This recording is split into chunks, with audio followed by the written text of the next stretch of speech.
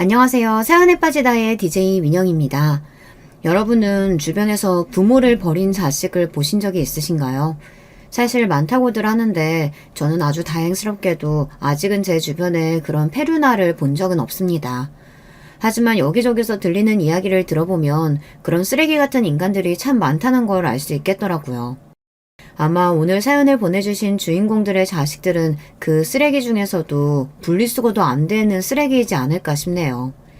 저는 읽는 내내 세상에는 저런 페루나들도 있구나, 저런 사람들이 멀쩡한 척 길거리를 걸어다니겠구나, 이런 생각이 들어서 소름이 다 돋을 지경이었거든요.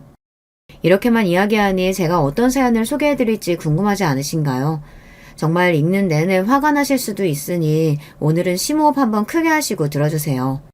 그럼 오늘도 어디 가지 마시고 저와 마지막까지 함께 해주시면 감사하겠습니다. 자, 그럼 오늘의 사연 바로 시작해 볼게요. 안녕하세요. 저는 서울에 사는 60대 할머니입니다. 제가 이런 일로 이곳에 사연을 쓰게 될 날이 오리라고는 단 한 번도 상상조차 하지 못했네요. 물론 인생을 살아오면서 크고 작은 일들이 많기는 했지만 그래도 남들에 비해 엄청나게 말도 안 되는 일을 겪어오지는 않았다고 생각하거든요. 하지만 자식까지도 아는 제 자식놈 때문에 여기 사연을 쓰게 되었습니다. 페루나라는 말 많이 들어보셨죠? 제 자식이 바로 그 페루나입니다. 물론 아들을 효자라고 생각해 본 적은 없지만 그래도 인간이라고 생각하고 살았는데 그것도 아니었더라고요. 제가 낳고 길렀지만 뭐 저런 인간이 있나 싶은 마음입니다. 저는 아들 하나였습니다. 원래는 딸도 낳고 싶었는데 생기지 않았어요. 그래서 하나 있는 아들을 정말 잘 키우고 싶었습니다. 지금 와서 생각해보면 그 잘 키우고 싶다는 욕심이 되려 아이를 망친 게 아닐까 하는 생각도 드네요. 너무 오냐오냐 하면서 하고 싶은 거 다 해주고 부족함 없이 크게 했으니까요. 그때는 그게 맞는 거라고 생각했었습니다. 지금은 물론 아니지만요. 그럴 수 있었던 이유는 저의 시댁, 그러니까 아들의 할머니 할아버지가 지역에 유지셨기 때문이었습니다. 가진 땅이 많으셨고 그래서 돈과 관련해서는 부족함을 단 한 번도 느껴본 적이 없어요. 참 복받은 인생이라고 저도 생각했었습니다. 저희 집안은 그냥 평범했거든요. 남편과 저는 사이가 참 좋았습니다. 그리고 남편도 저도 어디 가서 자신있게 좋은 사람이라고 이야기할 수 있을 만큼 인생을 잘 살아왔다고 생각하고요. 그래서였을까요? 저와 남편은 저희 자식도 당연히 저희처럼 잘할 거라고 생각했던 것 같아요. 그렇게 오냐오냐 하면서 키우면 안 돼. 그래, 조금 엄하게 키우기도 해야지. 그러면 버릇만 잘못 들어. 이란 이야기를 들은 적도 있지만 저와 남편이 좋은 사람들이니 아들이 어련히 알아서 잘 배울 거라고 괜찮다고 생각했었습니다. 그게 아니라는 걸 지금은 물론 잘 알고 있지만 말입니다. 아들은 공부도 잘했고 좋은 직장도 갔어요. 남들이 흔히들 이야기하는 엘리트 코스를 그대로 밟았습니다. 물론 저와 남편에게 막 잘한다거나 그런 건 아니긴 했어요. 흔히들 이야기하는 엄마한테 다정하고 아빠와 잘 지내던 아들, 뭐 그런 건 아니었습니다. 다정다감한 스타일이 아니었거든요. 그래도 저는 마음속으로는 저나 남편에게 고마워할 거라고 생각했습니다. 속이 깊은 아이일 거라고 말이죠. 그렇지도 않은가 하는 생각을 처음 하게 된 건 외국을 가서 살겠다고 처음 이야기를 했을 때였어요. 앞서 이야기했다시피 저와 남편 사이에는 자식이 아들 하나였어요.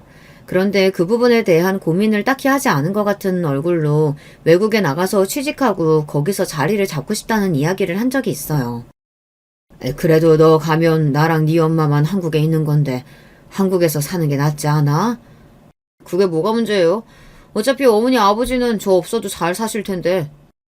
그 이야기하는 걸 보고 생각보다 아들이 저나 남편을 중요하게 생각하지 않을 수도 있겠구나 하는 생각을 했던 것 같아요. 뭐 아들의 앞길을 막으면서 한국에 붙잡아두고 싶다 이런 건 아니지만 그래도 적어도 많이 고민하고 이야기하는 것 같았다면 남편이나 저나 그렇게 서운해하지는 않았을 겁니다. 그래도 결국 자식 인이는 부모 없다고 나가겠다는 아들 발목을 잡을 수는 없었습니다. 그렇게 아들은 정말 한 줌의 미련도 없어 보이는 얼굴을 하고 한국을 떠났습니다. 주변에서 다들 아들 그렇게 키우면 안 된다고 했을 때도 저는 그 길이 맞다고 생각했었는데 그때 처음으로 내가 잘못 키웠을 수도 있겠구나 하는 생각이 들었습니다. 하지만 아들은 다행인지 불행인지 2년 정도 지나서 다시 한국으로 들어왔어요. 외국 생활이 너무 맞지 않고 힘들다는 이유였습니다. 그렇게 오고 가면서 해먹은 돈도 한두 푼이 아니에요. 저희 집에 돈이 있었기에 망정이지 그렇지 않았으면 꿈도 꾸지 못했을 행동들이었어요. 아들은 해외에 나가 있는 동안 거의 연락을 해오지 않았는데 남편은 아들이 나갈 때도 그렇고 나가서도 보여준 그런 태도 때문에 아들에게 실망을 많이 한 상태였거든요. 그래서 아들을 불러다가 이런 말을 했었습니다. 이제는 더 이상 너한테 지원해주지 않을 거다. 그게 무슨 소리세요? 너도 이제 20대 후반이면 슬슬 정신 차리고 네 밥그릇은 네가 챙겨야 하지 않겠어? 아무 책임감도 없이 그렇게 하고 싶은 거 다 하면서 살 나이는 아니란 말이다. 그러니 뭐든 해. 나는 이제 더 이상 지원 안 해줄 거야. 사실 남편의 그 결정에는 저도 굉장히 놀랐어요. 남편이 속으로 아들을 얼마나 끔찍하게 생각하는지 그 누구보다 제가 잘 알고 있었거든요. 그런 남편이 그런 이야기를 하는 게 놀라울 따름이었습니다. 남편은 표현을 잘 하지 않아서 그렇지 그 누구보다 아들을 사랑한다는 걸 제가 잘 알고 있었거든요. 갑자기 그렇게 말씀하시면 저는 어떡해요? 어떻게 아냐니? 그럼 너는 그 나이 먹도록 앞으로 뭐하고 살 건지 생각도 안 해봤단 말이냐? 그리고 돌아온 아들의 말에는 저도 놀랐습니다. 그리고 정말 자식을 잘못 키웠나 보다 하는 생각을 했던 것 같아요. 어머니 아버지 재산 물려받으면 평생 떵떵거리면서 살 수 있을 텐데 제가 돈을 왜 벌어야 하는 건데요? 하고 싶은 거 하면서 살면 되는 거지 나쁜 짓만 안 하면. 남편은 아들의 그 당당한 말에 어이가 없어서 입만 떡 벌리고 있더군요. 남편은 아마 아들을 더더욱 이해할 수 없었을 겁니다. 남편은 자신의 아버지가 재산을 많이 물려주셨어도 정말 열심히 살았거든요. 그래서 그걸 불리고 안정적으로 운영하고 있었고 말이죠.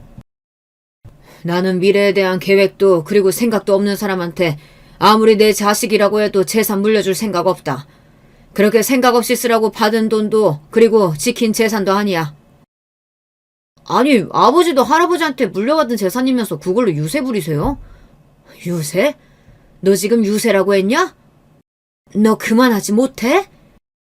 남편 옆에서 남편이 그간 얼마나 힘들게 그 재산을 불려왔는지를 다 봤던 저는 아들이 그런 말을 하는 게 너무 괘씸했습니다. 그건 남편도 마찬가지였겠죠. 게다가 아들은 이미 받을 만큼 충분히 아니 넘치게 받아왔었으니까요. 네가 그동안 너희 아버지한테 받은 건 생각 안 하니? 부모가 자식 낳았으면 다 하는 거잖아요. 그리고 아버지는 능력이 되셨고요. 능력 된다고 다들 그렇게 해주는 거 아니야. 내 주변에는 아무 말도 없이 건물 같은 것도 턱턱 물려주던데 아버지는 뭐가 그렇게 아까우세요? 뭐라고? 이놈의 자식이! 남편이 급기야 뒷덜미를 잡았습니다. 저도 뒷목이 땡겨왔는데 남편은 오죽했겠어요. 남편이 아들을 향해 다시 한번 말했습니다. 나는 이제 너처럼 미래에 대한 계획도 없고 생각도 없고 또 부모한테 감사함도 못 느끼는 자식한테는 한 푼도 못 쓴다. 그러니까 앞으로 어떻게 살지 생각 똑바로 해. 아들은 그런 남편에게 그런 게 어디 있냐, 갑자기 이러시면 저는 어떡하냐 우는 소리를 해댔지만 남편은 눈 하나 꿈쩍하지 않았습니다. 남편은 아들에게 주는 모든 용돈을 다 끊으라고 했지만 저는 또 차마 그렇게는 할 수 없겠더라고요. 지금 와서 돌이켜 생각해보면 그때 그랬어야 했는데 그러지 못한 게 정말 후회가 됩니다. 아들에게 용돈이 될 만큼의 돈만 다달이 주면서 이렇게 이야기했어요. 아버지가 재산 정말 안 물려주실 것 같으니 너도 아버지 돈 받고 싶으면 이제라도 좋은 직장에 취직해. 처음에 제가 아들이 좋은 직장에 취직했다고 했잖아요. 남편이 그렇게 엄포를 놔서 취직한 거였습니다. 아마 남편이 그때 그러지 않았다면 아직도 부모 돈을 믿고 그 좋은 학벌도 그냥 둔 채 놀고 먹었을지도 몰라요. 지금도 회사에서 대접해주고 하니 그 맛에 다니는 것 같기도 하고 말입니다. 아들은 당시에는 정신을 차린 건지 아니면 나중에 재산을 물려받아야겠다고 생각해서인지 몰라도 취직을 하고 나름 성실하게 생활했습니다. 남편은 그런 아들을 보고 그래도 진짜 구제불능은 아닌 것 같아서 다행이다 라고 저에게 이야기했던 적이 있고 말이죠. 그렇게 또 한동안은 괜찮았어요. 취직하고 얼마 지나지 않아 결혼도 했습니다. 이 결혼도 사실 할 말이 많기는 해요. 며느리 되는 아이가 정말 마음에 안 들었거든요. 저나 남편이 조건을 보거나 학벌을 보거나 그런 사람들이 절대 아니었습니다. 저나 남편이나 배움이 깊지 않았고 만약 가난한 집에서 태어났다고 해도 가난이 죄가 아닌데 그런 이유로 누군가를 반대하거나 그러는 건 말이 안 된다고 생각하는 사람들이에요. 그래서 그런 이유는 아니었습니다. 처음 뵙겠습니다. 하고 꾸벅 인사를 하는데 목이 엄청나게 파인 옷을 입고 와서 얼마나 깜짝 놀랐는지 몰라요. 짧은 바지에 손톱에는 진한 매니큐어까지 결혼할 남자의 집에 인사하러 오는 모습은 절대 아니었습니다. 부모님은 안 계시고 원래 아르바이트 했었는데 지금은 놀고 있어요. 뭐 다르게 준비하는 건 없고요. 이제 이 사람이랑 결혼할 건데 집에서 살림이나 하면 되는 거 아닌가요? 꼭 일을 해야 돼요? 아니, 뭐 꼭 그럴 필요는 없지만 그래도 하고 싶은 게 있다든지. 없어요. 원래 저는 일도 못하고 워낙 다 못하는 사람이라. 어디서 저런 여자를 만난 건지 짐작도 되지 않더군요. 아들이 그래도 어울리는 사람들은 다들 집이 좀 산다고 하는 친구들이었거든요. 본인이 그랬으니까요. 그런데 친구로도 한 번도 보지 못했던 유형의 여자를 데리고 와서는 결혼한다고 하니 그게 제일 궁금했습니다. 그래서 며느리가 돌아가고 나서 물어봤어요. 대체 어디서 만난 거니? 친구들이랑 놀러 갔다가 만났어요. 술 같이 마셨는데 대화가 너무 잘 통하더라고요. 대화가 잘 통해? 저는 잠깐 봤지만 속이 답답해져 오는 느낌이었는데 대화가 잘 통하다뇨. 아들의 수준도 그 수준이라는 말 같아서 심란해져 왔던 것 같습니다. 저는 아들에게 아주 조심스럽게 이야기했어요. 결혼을 서두를 필요가 없지 않아? 연애 일단 좀 해보고. 왜요? 마음에 안 드세요? 어른들 마음에 들기 힘든 사람 아니니. 옷차림이 저렇고 말을 세게 해서 그렇지 나쁜 사람은 아니에요. 그래도 기본적인 것들도 안 지키는 사람을. 그 기본적인 것도 다 꼰대 같은 어른들이 정해준 거라고 생각해요. 저는 그 여자의 저 자유분방함이 좋은 거고요. 저는 저 여자 아니면 안 돼요. 아들은 완강했습니다. 그 여자 아니면 절대 결혼이고 뭐고 안 할 거라고 하더군요. 사실 저는 그런 여자랑 결혼을 할 거면 안 하는 게 낫다고 생각하고 끝까지 반대할 생각이었는데 이번에는 남편이 먼저 저에게 이렇게 이야기했습니다. 그래도 저렇게 좋다는데 한번 같이 살게 해주는 것도 나쁘지 않을 것 같아. 그런 아이랑요? 우리 아이도 뭐 대단히 어딜 내놓을 만한 애도 아니고. 물론 남편 말이 맞기는 했습니다. 아들도 싹바가지라고는 없는 아이였지만 그래도 그런 아이일수록 제대로 된 여자를 만나야 한다고 생각했어요. 하지만 남편의 생각은 달랐습니다. 나도 철없던 시절이 있었는데 당신 만나고 아들 생기고 하면서 정신 차린 거거든. 쟤도 지 가정 이루고 살면 그래도 지금보다야 낫지 않을까? 물론 저는 그 정신 차리는 것도 제대로 된 여자를 만나야 가능한 거라고 생각해서 끝까지 반대할 생각이었지만 결국은 결혼을 시킬 수밖에 없었어요. 왜냐하면 저 임신했어요. 며느리가 임신을 했거든요. 임신한 아이를 어떻게 반대하고 내쫓을 수 있겠어요. 그건 저나 남편이 할 수 있는 짓이 못 됐습니다. 그래서 저희는 하는 수 없이 결혼시킬 수밖에 없었어요. 그래도 아이를 낳으면 조금이라도 둘 다 어른이 되지 않을까 하는 희망을 품는 거 말고는 할 수 있는 게 없었습니다. 물론 아이를 가진 기간에도 속 뒤집어지는 행동을 계속했습니다. 술을 먹는다고 하질 않나 담배를 아무렇지 않게 피우는 것 같더라고요. 제가 기겁해서 이야기를 했던 적이 있었어요. 아무리 그래도 술, 담배는 안 하는 게 좋지 않겠어? 스트레스 너무 받으니까 한 잔 한 대 정도는 괜찮다고 했어요. 누가? 어느 의사가 그러디? 아니 어머님, 의사가 괜찮다는데 어머님 뭘 그렇게 유난이세요? 그리고 제 자식이에요. 제가 알아서 할까요? 거짓말인 게 분명했습니다. 세상 어느 의사가 그런 말을 하고 있냐고요. 제가 거품을 물고 그래도 술, 담배는 안 된다고 난리를 치니 아들이 자기가 말려보겠다고 하더군요. 그래도 자기 새끼라고 챙기나 보다 아빠가 되니 정신을 좀 차리다 보다 했습니다. 그리고 손녀가 태어났어요. 앞서 이야기했다시피 저는 딸아이가 무척 가지고 싶었는데 생기지 않은 거였거든요. 그래서 손녀가 너무 반가웠어요. 그리고 그건 남편도 마찬가지인 듯 했고요. 눈에 넣어도 안 아플 것 같다는 게 그런 말이던가요. 저와 남편은 손녀 보느라 시간 가는 줄 몰랐습니다. 저희가 손녀를 볼 수밖에 없었던 건 며느리가 하고 싶은 일이 생겼다는 핑계로 아이를 보지 않았기 때문이에요. 뭐 어디서 일을 시작했다고 하는데 어딘지도 알려주지 않고 언제 출근하고 퇴근하는지도 말해주지 않더군요. 그냥 무턱대고 아이를 두고 가서 자기가 원하는 시간대에 찾아가곤 했습니다. 어느 때는 하루 만에 아이를 데려가기도 했고 어느 때는 일주일이 지나도 데리러 오지 않기도 했어요. 저는 엄마라면 모성애는 반드시 다 존재한다고 생각했던 사람이거든요. 그런데 저희 며느리를 보면서 꼭 그런 것만은 아니구나 생각했던 것 같아요. 그렇게 생각하니 손녀가 불쌍했고 더더욱 마음이 쓰였습니다. 그래서 더 예뻐했고요. 다행히 손녀는 저나 남편을 무척이나 잘 따랐고 남편도 저도 손녀를 굉장히 많이 아꼈습니다. 그래서 함께 있는 시간이 참 좋았어요. 손녀는 저희가 다 키웠다고 봐도 무방해요. 지금도 지 엄마를 보면 울고 할머니한테 가고 싶다고 난리를 치니까요. 어머니, 저 1억만 빌려주세요. 어느 날 며느리가 저에게 와서 그러더군요. 그때가 소녀가 5살쯤 되었던 때의 일일 겁니다. 1억이 작은 돈도 아니고 그걸 어디다 쓸 건지 확인은 해야 하는 거잖아요. 그래서 물었어요. 그 큰 돈을 뭐하게? 그게 큰 돈이에요? 큰 돈이지. 그러니 너도 나한테 빌려달라는 거 아니냐? 아니, 일반적으로는 그렇지만 아버님 돈 많으시잖아요. 네 시아버지가 돈 달라고 하면 주는 네가 돈 맡겨둔 은행도 아니고 아무리 많다고 해도 그 정도 되는 돈을 묻지도 않고 그냥 주는 게 더 말이 안 되지 않아? 그런 제 말에 며느리는 잠시 궁시렁대더니 이렇게 말하더군요. 제가 아는 사람한테 투자 정보를 들었는데 거기에 지금 투자 안 하면 안 될 것 같아서요. 제가 돈 벌면 꼭 이자까지 쳐서 갚을게요. 저는 이해가 되질 않았습니다. 니들이 돈이 없는 것도 아니고 돈이 급한 것도 아니고 충분히 먹고 살 만큼 있고 여유까지 있는데 돈을 빌려서까지 투자를 왜 해야 하는 거니? 그런 마음가짐으로 돈을 어떻게 벌어요? 벌 수 있을 때 보이는 돈 놓치는 것 같은 바보 같은 짓이 어딨다고요. 빌려주세요. 당연히 저는 안 된다고 했습니다. 하지만 며느리는 사흘이 멀다 하고 찾아와서 정말 무슨 맡겨놓은 사람처럼 돈 달라고 징징거렸어요. 결국 저는 두 손 두 발 다 들었습니다. 하지만 그냥 빌려주지는 않았어요. 차용증 쓰거라. 네?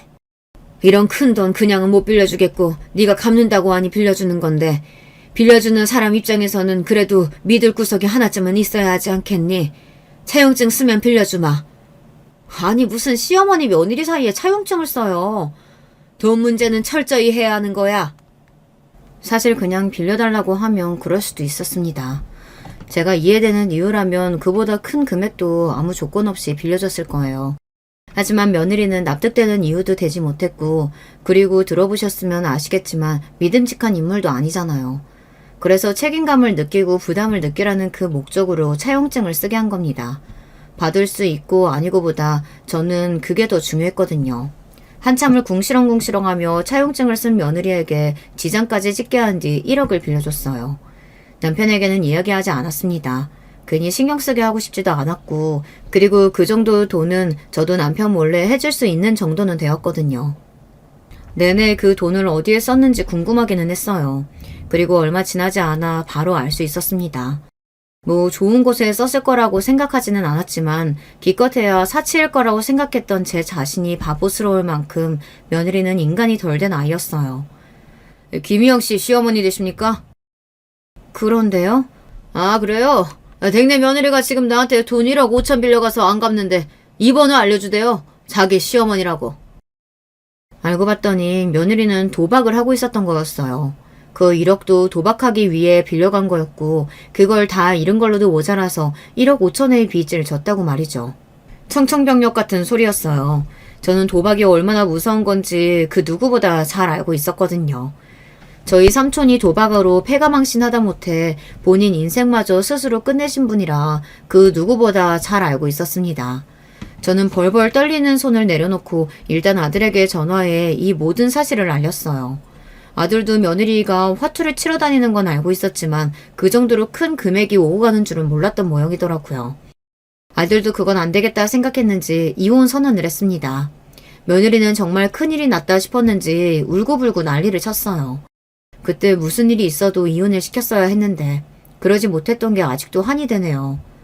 아닙니다. 제 아들놈도 똑같은 놈이니 자기들끼리 그러고 사는 거겠죠. 누굴 탓하겠어요. 아들은 며느리를 용서했어요. 웃긴 건 그러면서 1억 5천이 되는 돈을 저에게 갚아달라고 했지만 말입니다. 다시는 도박하지 않겠다고 며느리가 싹싹 비는데 저는 그 말을 믿을 수가 없기는 했습니다. 그래서 앞으로 다시는 돈을 빌려주지 않겠다. 그리고 돈을 갚아주지 않겠다는 각서에 무슨 도장까지 찍고 공증까지 받았어요. 그러고 나서 한동안은 조용했던 것 같아요. 뒤로는 무슨 짓을 하고 다녔는지 몰라도 일단은 보이는 건 그래 보였습니다. 그런데 남편이 아팠습니다. 어느 날부터 컨디션이 굉장히 좋지 않은 것처럼 보였고, 그리고 어느 순간부터는 안색도 좋지 않았습니다. 제가 병원에 가보라고 10번은 넘게 이야기했지만 남편은 자기 몸은 자기가 제일 잘한다며 별일 아니라고 한사코 말을 듣지 않았어요. 그러다 쓰러졌습니다. 간암 말기입니다. 수술적 치료는 할 수 없는 단계고 항암도 의미가 없는 걸로 보여요. 그래도 받으시겠다면 받으실 수는 있습니다.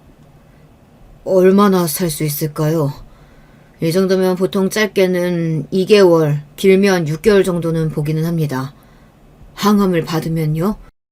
그래도 크게 달라지지는 않을 것 같은 게 제 소견이지만 효과가 있다고 하더라도 1년 정도? 그 정도일 거예요. 그러면 저는 항암 받지 않겠습니다. 무슨 소리를 하는 거냐고 항암은 무조건 받아야 한다고 제가 극구 뜯어 말렸지만 남편은 남은 생을 병원에 누워서 보내고 싶지 않다고 거절했어요. 꿈쩍도 하지 않았습니다. 며칠을 그렇게 울다가 아들에게 이야기했습니다. 아버지 재산은 어떻게 하신대? 아들의 첫 대답이 저거였어요. 그때 저는 누군가가 제 뒤통수를 한 대 엄청나게 세게 때리고 간 것 같은 충격을 받았던 것 같아요. 아버지가 시한부라고 하는데 재산을 어떻게 할 건지부터 묻는 아들이라니. 그런 아들이 내 아들이라는 그 사실을 믿을 수가 없었습니다. 너 그게 할 소리니? 네 아버지가 아프다는데, 죽는다는데. 그거야 제가 속상해도 달라지는 사실이 아니잖아요. 현실적인 문제를 해결해야죠. 아들의 그 말이 가슴에 콕 하고 박혀서 저는 그날 얼마나 울었는지 모릅니다. 그리고 그 이야기는 끝까지 남편에게 해주지 않았어요.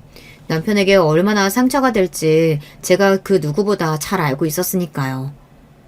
재산은 그놈한테 한 푼도 주고 싶지 않아. 남편은 저를 불러다 놓고 그렇게 이야기했습니다. 증여세를 2번 내게 되는 일이 발생하더라도 남편은 지금은 아들에게 재산을 물려주고 갈 수 없겠다고 말이죠. 그런데 이런 말을 하더군요. 하나도 안 주겠다고 하면 그놈의 자식들이 당신한테 무슨 짓을 할지 내가 안 봐도 뻔하거든. 맨날 찾아와서 귀찮게 하고 협박하고 하겠지. 그러면 당신도 병나. 남편은 그걸 굉장히 걱정했어요. 가만히 있을 아들 며느리가 아니라는 건 남편도 너무 잘 알고 있었으니까요. 일단은 조금 주긴 할 거야. 그리고 그게 다라고 할 걸세. 그걸 믿을까요? 믿게 만들어야지. 내가 다 생각이 있어. 남편은 그렇게 이야기하고서는 아들 내외를 불렀습니다. 그러고는 서류를 내밀었어요. 아들은 그래봬도 배울 만큼 배운 똑똑한 아이라 남편이 준비를 나름대로 철저하게 한 것 같았습니다. 하나하나 설명하더군요. 그래서 결과적으로 나한테 있는 재산은 그게 다다. 적은 금액은 아니었어요. 20억이 넘는 돈이었으니까요. 물론 저는 남편의 재산이 어느 정도인지 자세하게 알고 있었기 때문에 그게 다가 아니라는 사실을 알았지만요. 여기서 5억을 너희 엄마한테 줄 거고 나머지는 너한테 줄 생각이다. 5억이나요? 어머님한테 5억이나 되는 돈이 왜 필요한데요?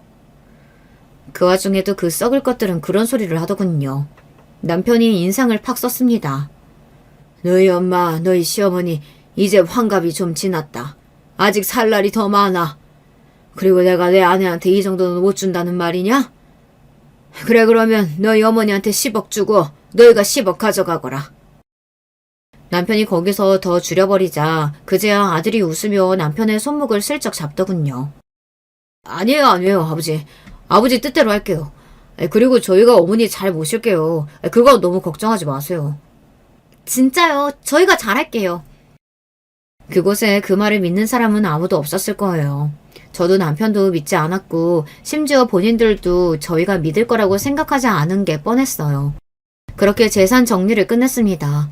사실 더 많은 돈이 있었지만 남편은 아들에게 들키지 않게 다 정리를 해뒀고요. 남편이 살아있는데 그 재산을 정리하지 않았습니다. 남편이 그렇게 하자고 했거든요. 그래서 남편이 죽고 나서 재산을 정리하게 되었어요. 아들 내외는 남편의 마지막을 보러 오지도 않았어요. 남편이 그래도 정신이 조금 있을 때는 혹여나 말을 바꿀까 싶어서 그래도 얼굴이라도 비쳤는데 나중에 남편이 정신이 희미해지자 그마저도 하지 않았습니다. 부유금은 제가 정리할게요. 심지어 남편이 장례식장에서 눈물자국 하나 없는 얼굴로 저에게 그렇게 이야기하더군요. 다들 아들과 며느리를 보고 한마디씩 했던 것 같아요. 저 집 며느리는 어떻게 저렇게 싹수가 없어. 며느리만 없게 아들도 봐. 저 슬퍼하지도 않은 얼굴. 지가 저러니까 본인 같은 여자를 만난 거지. 지 아버지 아픈 거 알자마자 재산부터 정리하자고 했다면서? 자식 새끼 키워봐야 소용없다지만 저런 자식은 진짜 자식 새끼도 아니야. 그런 말이 부끄러웠지만 그래도 다 맞는 말이었어요. 제 자식은 그런 새끼가 맞았습니다. 아버지 장례식장에서 지루한 얼굴을 하고 앉아있는 놈과 부의금이 얼만지 계산하고 있는 년을 보고 있자니 저는 남편이 불쌍해서 그리고 저도 불쌍해서 억장이 무너지는 느낌이 들었습니다. 엉엉 서럽게 우는 저를 보고도 눈 하나 깜빡하지 않는 그것들이 너무 죽을 만큼 미웠던 것 같아요. 장례가 끝나고 얼마 지나지 않아서였어요. 아들이 이러더군요. 그 큰 집에 혼자 살기 그렇지 않으세요? 그 속이 뻔히 내다보이는 말에 저는 아무런 대답을 하지 않고 그냥 빤히 아들을 바라봤습니다. 아들은 충분히 예상하고도 남을 만한 말을 하더군요. 조금 작은 집으로 옮기시는 게 어때요? 그래요, 어머님. 이 집은 관리도 힘들고 이제 나이 더 드시면 집 청소하는 것만으로도 정말 벅차실걸요? 조금 작은 집으로 옮기세요. 자기들끼리 저를 위하는 척 북치고 장구치고 다 하는데 그게 너무 역겨워서 그 연년들의 얼굴도 보고 있기가 싫더군요. 정말 사람이 꼴도 보기 싫은 거 아시나요? 제가 비웃듯 바람 빠지는 웃음을 지으며 아들 부부에게 말했습니다. 왜? 차입금 니들 달라고? 제가 그렇게 바로 이야기를 할 줄은 몰랐던 건지 어떤 건지 아들은 움찔하기는 했어요. 하지만 며느리는 아무렇지 않게 되받아쳤습니다. 돈 바닥에 깔고 앉아서 뭉개는 것보다야 낫지 않을까요? 내 재산 내가 깔아뭉개고 앉아있든 말든 뭔 상관이냐? 어차피 언젠가 저희가 받게 될 돈인데 누가 그래?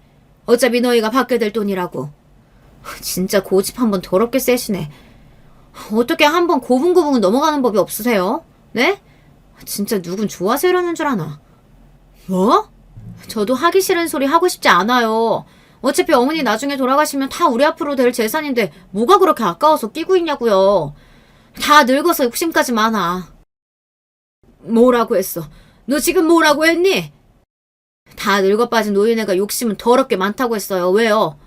이 집 이거 얼마나 한다고 동네도 후져서 끼켜야 4억이더만. 끼고 사세요 그럼. 우리랑은 이제 인연 끊고.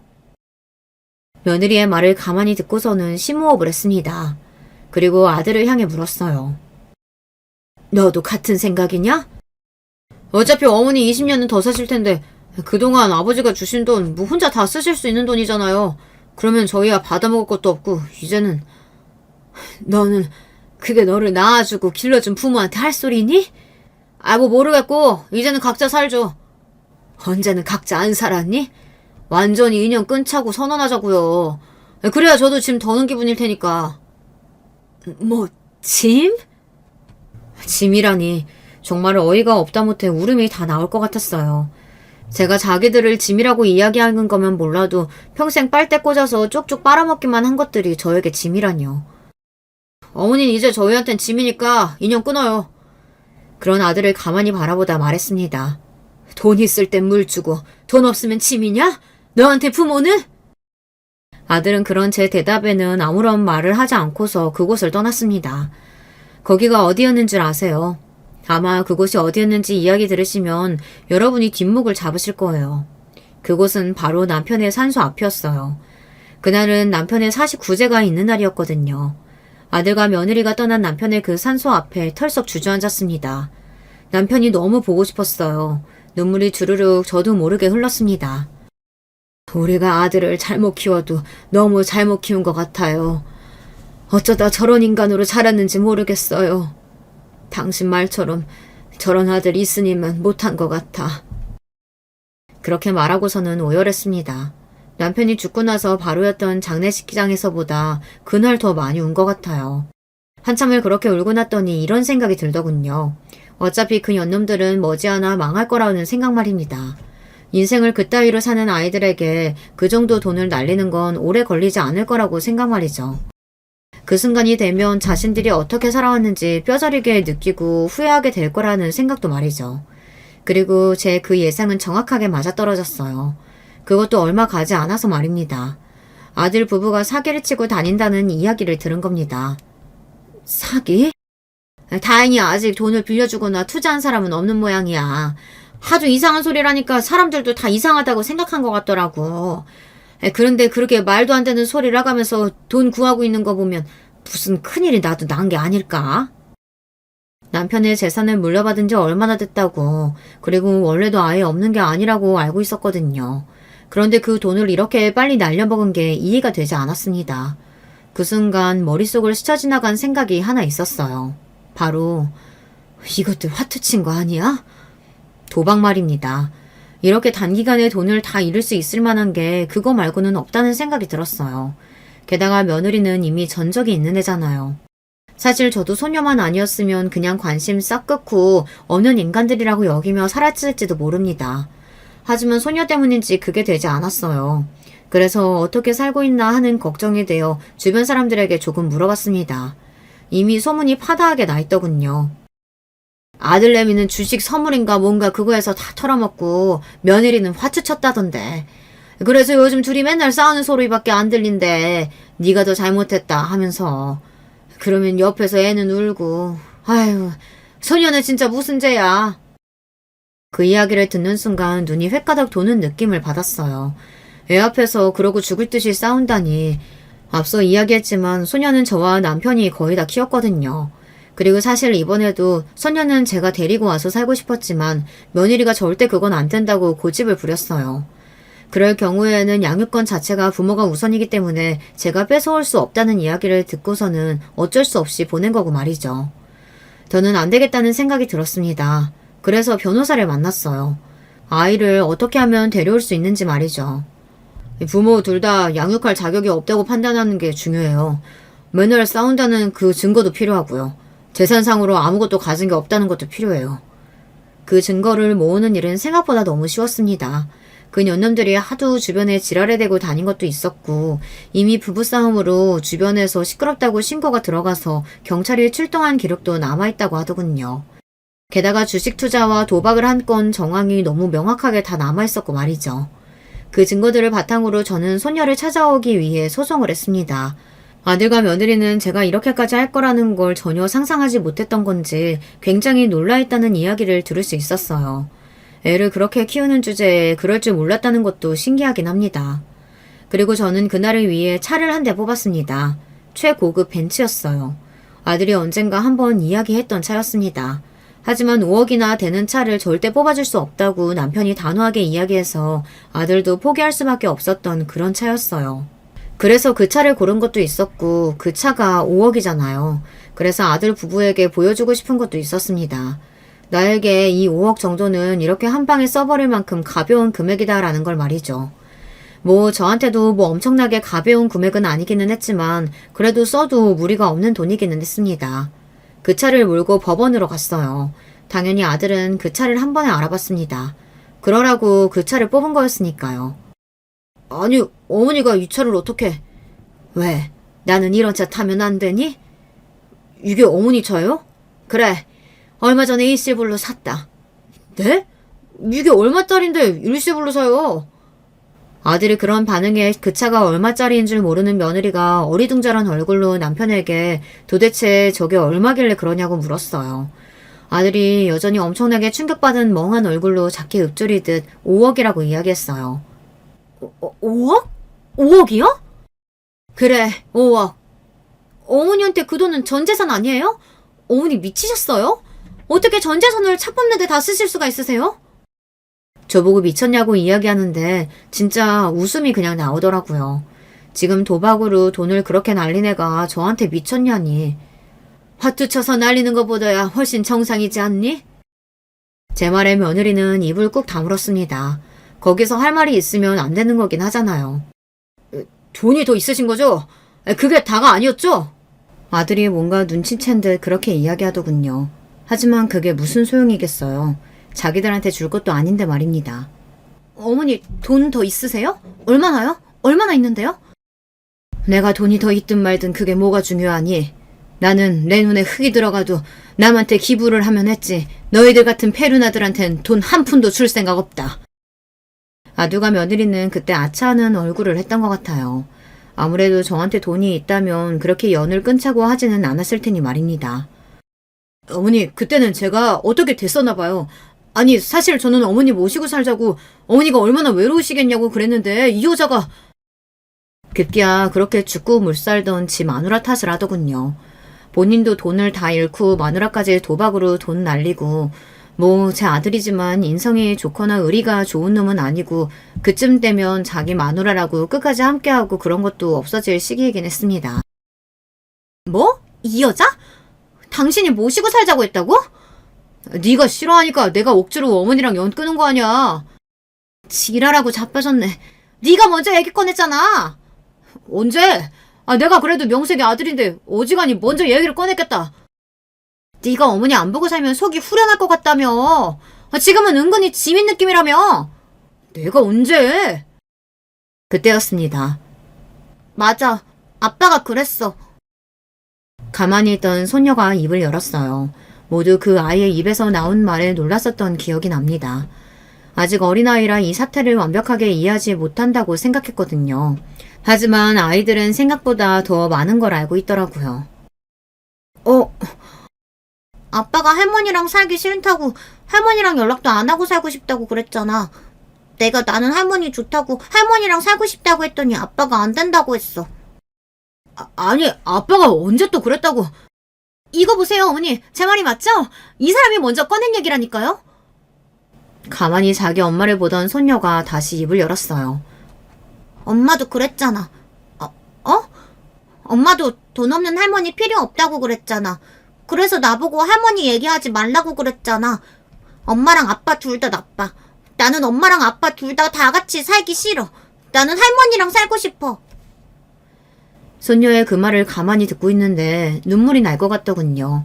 그 어린아이가 그런 말을 들으며 무슨 생각을 했을지, 그리고 무슨 마음으로 엄마와 아빠가 아닌 저와 산다고 하는 건지, 그 마음이 짐작조차 가지 않아서 말이죠.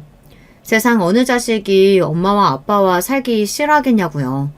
그 년념들이 오죽했으면 애가 그런 말을 하냐는 말입니까.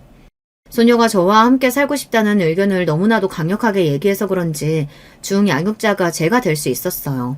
아들과 며느리는 자기 자식의 양육권을 저에게 빼앗겼다는 그 사실보다 제가 돈을 얼마나 가졌는지, 그리고 그걸 본인들이 받을 수 있는지를 더 혈안이 되어 물어보고 또 알아보고 다녔습니다. 니들한테 줄 돈은 단 한 푼도 없다.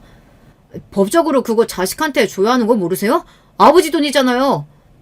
네 아버지가 너 모르게 나한테 재산 준 이유 뭐겠니? 네가 그럴 거 알고 그런 거잖니?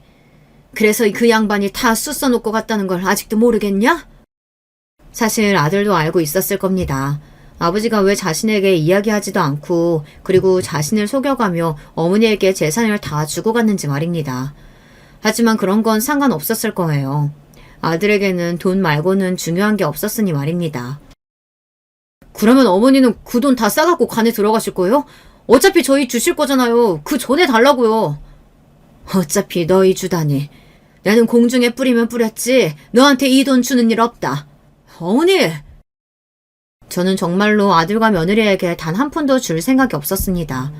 이 돈을 잘 가지고 있다가 손녀가 성인이 되면 손녀에게 줄 생각이었어요. 지들 부모가 절대 손을 대지 못하게 그때까지 방법을 잘 고민해보다가 말입니다. 너는 부모라고 네가 가지고 이런 거 다 퍼주고 그러면 안 된다. 알겠지?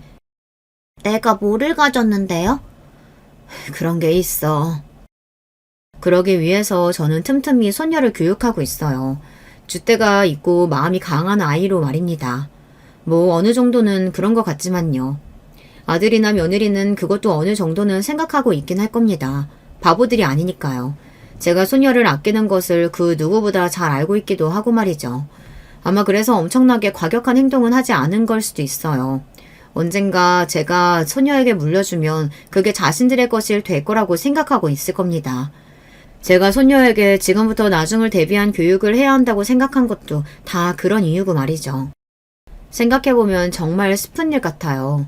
세상 어느 부모가 자식을 믿지 못해서 재산을 단 한 푼도 줄 수 없다고 선언하고, 그리고 내가 죽고 나서도 혹여 그 재산이 티끌만큼이라도 자식에게 갈까봐 손녀를 교육해야 하고, 이런 상황이 말입니다. 떠나간 남편이 여기까지 생각을 했을지 아닐진 저도 잘 모르겠네요. 나중에 한번 물어보고 싶다는 생각이 듭니다. 지인에게 이런 전화를 받은 적이 있어요. 아들이랑 완전히 연 끊었어? 아들이 지 엄마 재산 얼만지 알아보고 다닌다는 소문이 파다해. 아들이 제가 가진 재산을 가늠하기 위해서 여기저기 알아보고 들쑤시고 다닌다는 말입니다. 정말 부끄러워서 얼굴을 들고 다닐 수 없겠다는 말이 이럴 때 쓰는 말이 아닌가 싶더라고요. 한때는 자랑스럽다고 생각한 적도 있던 아들이었습니다. 한때는 또 부모에 대한 마음이 진심이라고 생각하고 의심조차 하지 않았던 아들이었고요. 세상에 어느 부모가 자식을 처음부터 미워하고 의심하고 그럴 수 있겠어요. 그렇게 되기까지는 정말 수많은 의심과 그리고 고통, 시련이 있는 거거든요.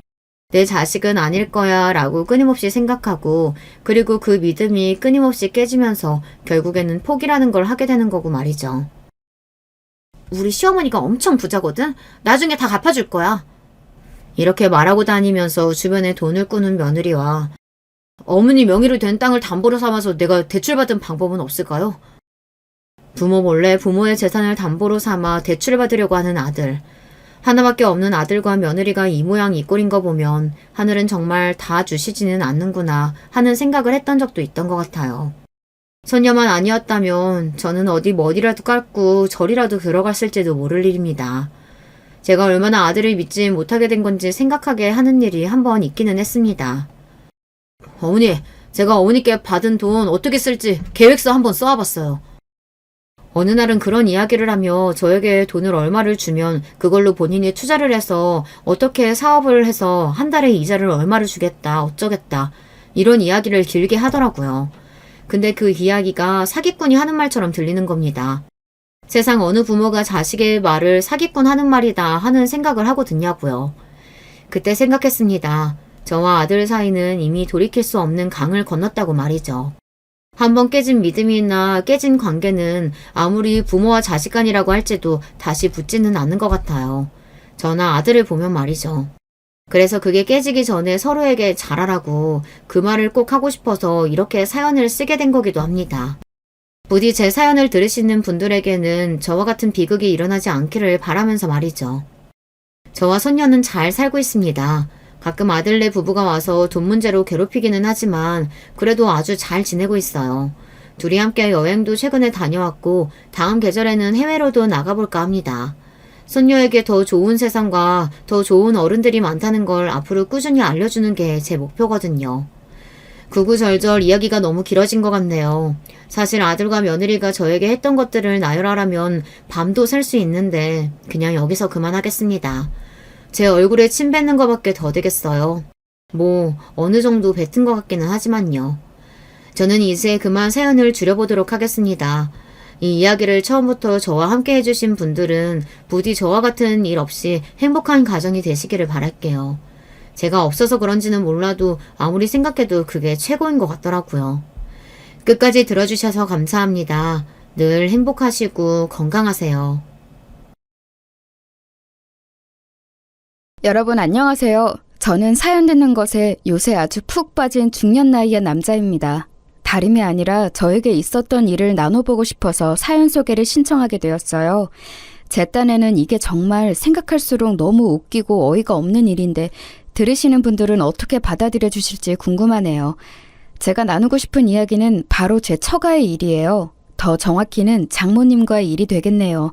아내하고 결혼하고 싶어서 인사드리러 갔던 그때가 정말 엊그제처럼 느껴지는데 벌써 세월이 꽤 흘렀군요. 나이가 들수록 어째서 시간이 쏜살같이 간다고 표현하는지 알 것만 같아집니다. 저를 은근하게 탐탁지 않아 하셨던 당시 장모님의 반응이 저희 뇌리 속에는 아직도 선운하게 박혀있죠. 내 욕심 같아서는 우리 지민이는 좀 더 멋들어진 서울 남자에게 시집 보내고 싶었는데 그래야 폼이 꽤 나는 사위를 얻는 것이지 않겠어? 저도 서울에 살고 싶습니다. 그리고 저도 회사에서는 나름 신사로 통하고 있습니다. 여직원들에게 깍듯이 매너를 다한다고 하여서 신사로 소문이 났어요. 뭐예요? 누가 언제 서울에 사는지 안 사는지를 물어봤어요? 서울 토박이도 아니고 시골 출신이면서 스스로를 서울에 살고 있다면서 그렇게 묘사를 하다니. 이건 순사기지. 그리고 회사에서 신사로 소문이 났다는 거 착각이거나 거짓말 아니에요? 그걸 어떻게 증명한담? 대학 때부터 서울에 살았으니 저도 이제는 서울에 익숙해져서 제가 서울 사람인 줄 알았네요. 제가 일하는 회사에 연락을 해서 문의를 해보시면 제 말에 한치의 거짓이 없다는 걸 알 수 있으실 거예요. 제가 신사로 소문난 건 진짜라서 꽤 많이들 알고 있거든요. 아우, 됐네요, 됐어. 이거 여간 말이 잘 통하는 사람이 아니구만. 떠들어봤자 내 입만 아프겠어. 우리 지민이는 어쩌다가 이런 놈팡이에게 홀랑 넘어갔다. 아휴, 둘도 없네 착하디 착한 효녀가 우리 딸 지민이인데 이 시골 놈팡이가 제대로 꼬여내서 망쳐놨구만. 실례지만 혼잣말로 하시는 것 같은 그게 저에게 다 들립니다. 혹시 저 들으라고 하신 말씀이시라면 제가 어떤 답변을 드려야 할까요? 조언 좀 주십시오. 아니, 됐다니까 자꾸 그러네. 더 이상 할 말 없어요. 조언은 뭔 놈의 조언이야? 그러면 바로 이렇게 허락해 주시는 겁니까? 감사합니다. 앞으로 장모님께 제가 충성을 다하겠습니다. 누가 벌써 장모라는 거예요? 내가 진짜 어이가 없네. 말씀을 그렇게 하셨지만 하여튼 간에 그게 허락이었어요. 왜냐하면 그날 이후로 어쨌든 장모님께서 저를 사위로 여겨주셨으니 말입니다. 그런 특이한 허락을 받은 사람은 저 말고는 없을 것 같아요. 당시에 장인어른은 따로 배웠었어요. 먼저 장모님을 뵌 후에 말이죠. 굳이 왜 따로 인사를 드렸냐고요? 그럴 수밖에 없었습니다. 왜냐하면 두 분은 별거 중이셨거든요. 그래, 자네가 우리 지민이하고 결혼을 하겠다고? 사내답지 못하겠시리. 조금 가벼운 측면이 있는 것 같지만 우리 지민이가 이런 남자가 좋다는데 내가 반대를 할 수 없지. 우리 지민이 잘 부탁할 테니 행복하게 잘 살아봐. 웬만하면 우리 마누라는 상대를 들지 말고 그게 내가 남자 대 남자로서 자네에게 해줄 수 있는 최고의 충고이자 조언이야. 예? 장모님 말씀이세요? 왜요? 너무 쿨하고 좋으신 분이시던데요? 혼잣말도 크게 하시는 걸 보면 겉과 속이 일정하신 분 같았습니다. 제가 감히 평가라는 걸 할 수는 없겠지만 저는 장모님을 너무 좋게 보았습니다. 장인어른. 벌써부터 나를 장인어른이라고 부르나? 아이고, 사람 참 적응이 아주 빠르구만. 우리 마누라 어떤 남자 앞에서도 기가 안 꺾이고 오히려 휘어잡는 무서운 여편녀인데 자네를 보니까 어쩌면 내가 그다지 걱정을 안 해줘도 될 법하구만. 그래, 앞으로 잘 살아봐. 내가 속으로 응원해 줄 테니. 감사합니다. 저는 제가 우리나라 최고의 처가를 만난 행운의 남자라고 생각합니다. 열심히 잘 살겠습니다. 제가 연신 꾸벅 인사를 올렸고 장인어른께서는 굉장히 머쓱해 하셨던 것 같아요. 저는 장인어른처럼 외관에서 절도가 풍기는 분이 아주 좋았는데 애석하게도 제가 아내와 결혼하고 나서 채 몇 개월이 지나지 않아 장인어른께서는 멀리 시골 마을로 내려가셨어요. 거기가 고향이라고 하시더라고요. 장모님께서는 그걸 두시고 혀를 끌끌 차셨죠. 나는 시골이라면 질색이야. 못해도 수도권에는 살아야지. 서울 생활 저버리고 아직 한창 나이에 시골에 짱 박혀서 대체 뭘 하며 산담? 하여간 꽉 막힌 양반 같으니라고. 저는 그때 괜히 뜨끔했던 것 같아요. 저는 장인어른께서 내려가신 시골보다도 훨씬 더 깡촌 시골 출신이었습니다. 경기도가 단순히 서울 옆이라는 이유로 수도권이라는 게 저는 가끔 이상하다고 생각을 합니다. 지금도 그 수도권에는 대단한 오지마을 시골들이 많으니까요. 저는 경기 북부의 어느 지역에서 태어나고 자랐는데요. 그나마 저는 차를 타고 5분만 가면 빌라들이 몇 개 보이고 큰 시장이 있고 뭐 그런 동네에서 살았습니다만 집안 어른들께서는 정말 시골 논밭만 보이는 집에서들 사셨어요. 저 어렸을 때 친할머니께서 말씀해 주신 건데요. 하도 시골이라서 오죽하면 전쟁 때도 피해가 없었다고 해요. 전쟁 났다고 해서 아주 난리도 아니었지. 몸만 간신히 빠져나가기 급급했는데 짐을 어찌 챙기고 귀중품이란 걸 어찌 구분했겠어. 모두가 몸만 힘들게 빠져나가서 멀리 피난을 갔었던 거야. 전쟁이 끝나고 나서야 다시 집으로 돌아올 수가 있었어. 할머니, 그러면 그때는 이미 집들이 불에 타거나 망가져서 형체가 없었나요? 전장통에 그렇게 된 집들이 많았다고 수업 시간에 선생님께 들었어요. 아니, 피난 갔다가 지친 몸 이끌고 돌아왔더니 집이 그대로 있더만. 혹시나 싶어서 여기저기 살펴봤는데 신통방통하게도 누구 하나 왔다 간 흔적이 없었단다. 집에 돌아오고 며칠이 지나고 나서야 동네 사람들하고 다시 모였는데 그때 들을 수 있었지. 여기가 하도 시골이라서 적군도 차마 여기까지 찾아 들어올 생각은 못했었다네. 그 바람에 집하고 재산을 다 지켰지. 얼쑤? 친할머니께서는 어깨를 덩실덩실 하셨지만 전혀 차마 따라 웃을 수가 없었습니다. 어린 나이에도 알고 있었어요. 경기 북부가 얼마나 북한하고 가까운지를 말이에요. 과장 없이 그냥 조금만 위로 가며 북한 땅입니다. 전쟁이 터졌을 때 미친 듯이 긴박할 수밖에 없었던 지리적 위치였어요. 그럼에도 엄청나게 시골이라서 아무도 안 쳐들어왔던 거예요. 기가 막혔습니다. 그제야 뭔가 체감이 되었지요. 아, 내가 살고 있는 동네가 전국에서 보자면 손꼽히는 시골인 거구나. 나는 서울 말고는 다 우리처럼 사는 줄 알았는데 그게 아니겠구나. 큰일 났다. 공부 열심히 해서 서울이든 어디든 멋진 도시로 나가 살아야겠다. 꼭 그렇게 살지 않으면 나는 여기 시골에서 재미없게 나이만 들어버릴 게 뻔해. 희한하게도 저는 그날 이후로 갑자기 학구열에 불타는 학생이 되었습니다. 어른들은 아무도 그 원인을 모르셨지만 제 목표는 시골 탈출에 있었죠. 태어나고 자란 동네가 그랬던 만큼 저는 꽤 순박했고 순진했으며 어리버리한 편이었네요. 농사 지식 같은 건 몰랐어요. 제가 공부에 열중하기 시작하자 부모님을 비롯해서 모든 어른들께서 저는 그냥 농사 배울 생각하지 말고 무조건 공부나 하라고 했거든요. 풀 뜯을 시간 있으면 책상 앞에 1분이라도 더 앉아있으라고 하셨어요. 그러다 보니 저는 꼭 저 같은 놈들만 찾아서 친구를 사귀었고 점점 농사와는 거리가 멀어졌습니다. 저희 부모님은 시골에서 농사 지으시고 주말에는 작게 가판대 장사도 하시고 그렇게 살아오셨는데요. 전형적인 순박한 시골 분들이셨어요. 머리 복잡한 거 딱 질색하셨죠. 단순하고 명쾌한 걸 좋아하시는 분들이었답니다. 제가 위로 형이 하나 있는데 일찍 장가를 들었어요. 그리고 시골 생활에 일가견이 있는 형수님을 저희 부모님께서 선사해 주셨습니다. 며느리 잘 들였다고 저희 부모님께서는 무척 좋아하셨어요. 그래서였던 것 같아요. 저의 결혼에 아주 흔쾌히 찬성해 주신 것이죠. 엄마는 일 잘하고 손봐도 잘 맞는 며느리 하나 있는 것만으로도 너무 만족스러워. 우리 작은 아들이 서울 가서 멋진 아가씨하고 연애하더니 결혼까지 해서 거기서 쭉 산다는 거 엄마는 좋아. 찬성이야. 그래, 이 녀석아. 모른 남자는 큰 뜻을 품어야 하고 큰 뜻은 큰 물에서 펼쳐지는 법이다. 서울에서 가정을 꾸리고 살면 분명 더 큰 미래가 너에게 펼쳐지겠지. 우리는 알아서 잘 살 테니 너는 대릴 사이 마냥 네 처가에 앞으로 잘 하면서 살아라. 너는 이제 대대손손 서울 사람으로 살면 되는 거야. 두 분 다 무척 반겨주셔서 감사해요. 그런데 아빠, 대대손손이라는 건 무슨 말씀이세요?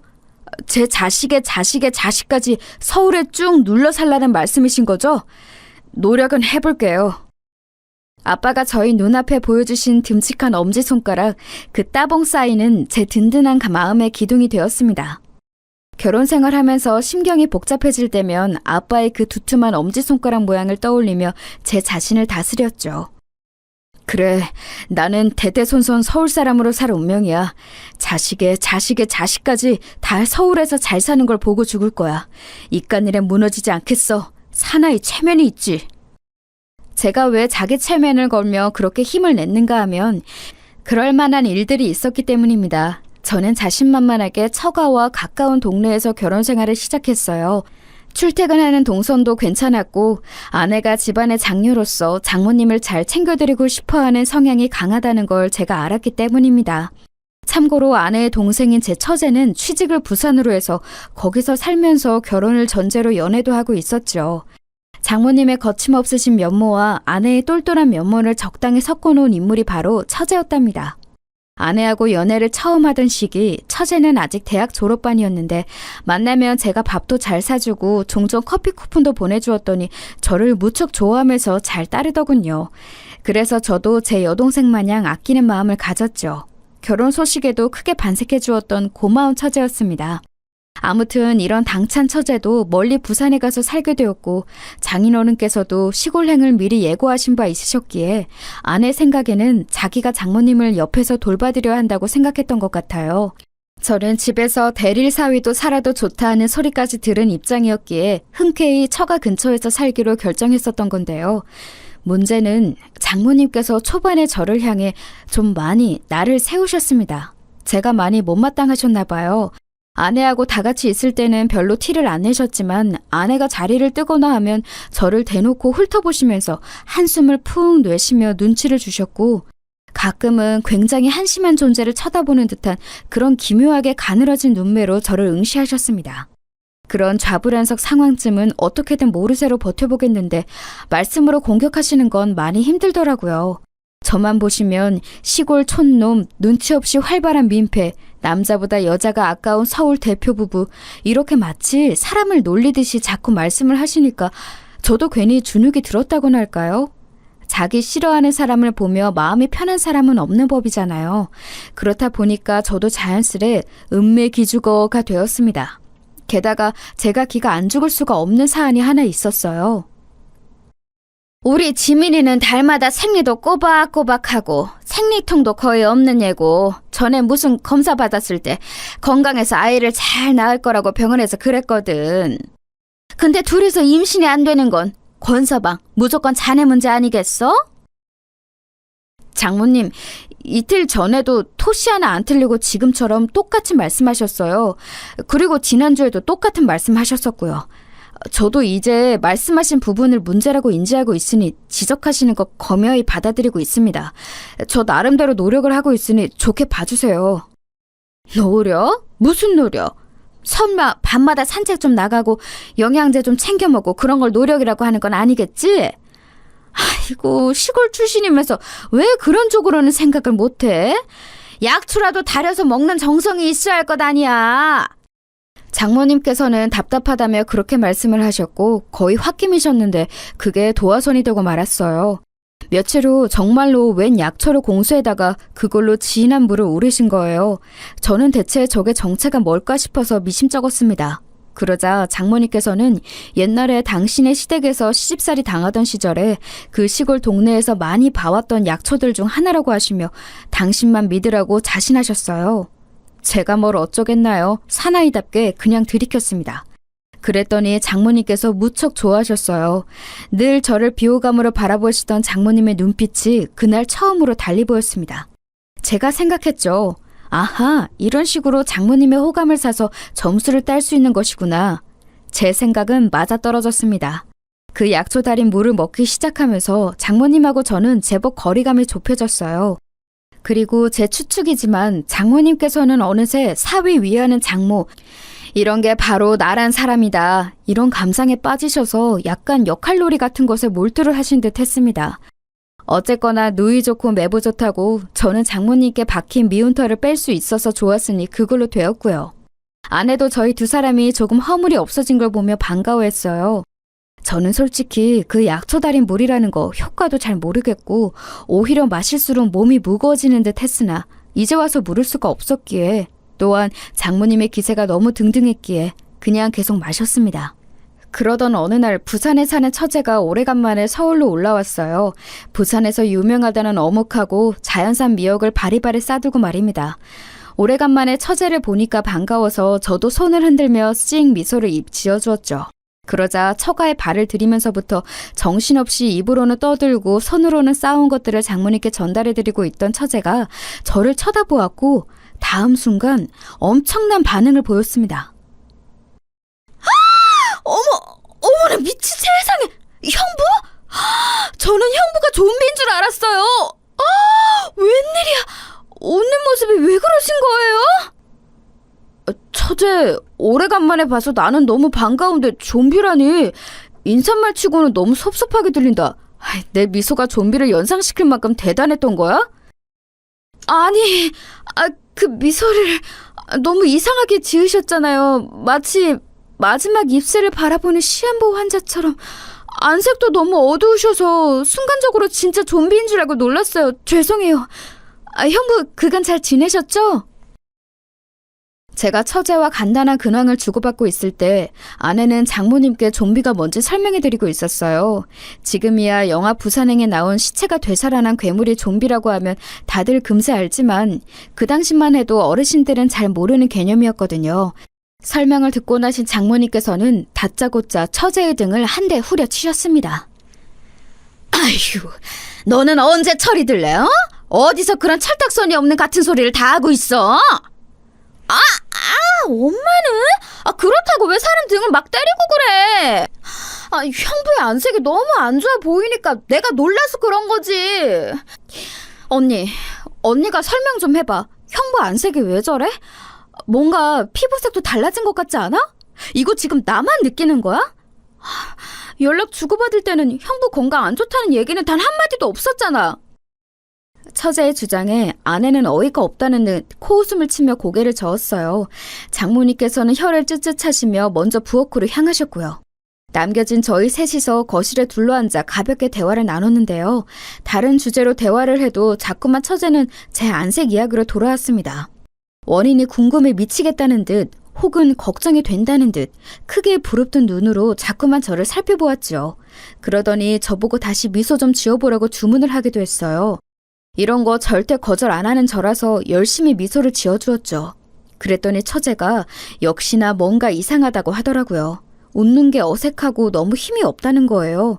웃는 것마저 힘들어진 사람처럼 보인다고 하였습니다. 아내는 불길한 소리 짓거리지 말라면서 처제에게 주먹을 들어 보였지요. 저는 아무렇지 않은 척 허허 웃고 말았으나 사실은 아까부터 심장이 불길하게 뛰고 있었어요. 최근 들어서 몸 컨디션이 급격히 떨어지는 게 느껴졌는데 마침 처제가 이런 말을 하니까 갑자기 왜 이렇게 근심 걱정이 들지? 혹시 내 건강에 정말로 큰 이상이 있는 게 아닐까? 근데 그렇다면 이유가 뭐지? 솔직히 건강이 확 나빠질 이유 따위는 없는데 오히려 건강해질 이유라면 있지. 약초 달인 물을 꼬박 마시고 있으니 그게 도움은 되고 있을 거야. 건강이 엄청 나빠질 시기였는데 그 약초 달인 물을 먹어서 그게 방패 역할을 해주는 바람에 이 정도로만 컨디션이 나빠지고 만 것인지 싶은 추측도 들었습니다. 지금 생각하면 그건 단지 저의 희망사항일 뿐이었네요. 자기 언니의 왕주먹을 본 처제는 더 이상 저에게 안색 어쩌고 이야기를 하지 않았습니다. 같이 밥 먹고 후식으로 과일을 먹으면서 텔레비전 앞에서 오붓한 시간을 보냈어요. 분위기가 제법 화기애애했죠. 그러다가 틀어오는 예능에서 노경을 소재로 삼아서 말장난을 하더라고요. 그걸 보신 장모님께서 뭔가 떠올렸던 표정으로 이기양양하게 일어나시고는 금세 그 약초 달인 물을 가지고 돌아오셨습니다. 권서봐! 아직 과일 몇 조각 남았을 때 이것부터 얼른 들이켜. 쓴 입맛은 과일로 가시면 좋지. 그럼 그럴까요? 얼른 마시겠습니다. 감사합니다, 장모님. 제가 약초 달인 물이 가득 찰랑찰랑하게 담긴 컵을 받아들었을 때였어요. 예능에 몰두하는 줄 알았던 처제가 의심에 찬 눈초리로 저를 보고 있었습니다. 저는 그때 속으로 재빨리 빌었어요. 처제가 제발 이게 뭔지 물어보지 않기를 말입니다. 이런 걸 먹게 된 이유를 처제에게 밝힌다는 건 왠지 부끄러웠거든요. 아주 미약하게 남아있던 사나이의 자존심이라는 게 눈물을 흘리지도 모를 일이었습니다. 저는 처제가 뭐라고 화두를 던지기 전에 얼른 이걸 마셔서 치워버려 야겠다는 판단을 했어요. 그래서 컵을 입에 갖다 대자마자 처제가 질문을 날렸습니다. 엄마, 지금 저게 뭐야? 형부한테 엄마가 뭘 건네준 거야? 언뜻 봐도 그냥 음료수는 아닌 것 같은데? 너 마침 잘 물어봤다. 사위 사랑은 장모라는데 어디 나처럼 사위한테 사랑으로 잘하는 장모 있으면 전국 팔도에서 한번 나와보라고 그래. 저게 대체 뭐길래 그렇게 턱에 힘 딱 주고 말을 하는 거야? 뭐 엄청난 보약이라도 돼? 근데 혹시 엄마 저런 것 때문에 형부 안색이 이상해진 거 아니야?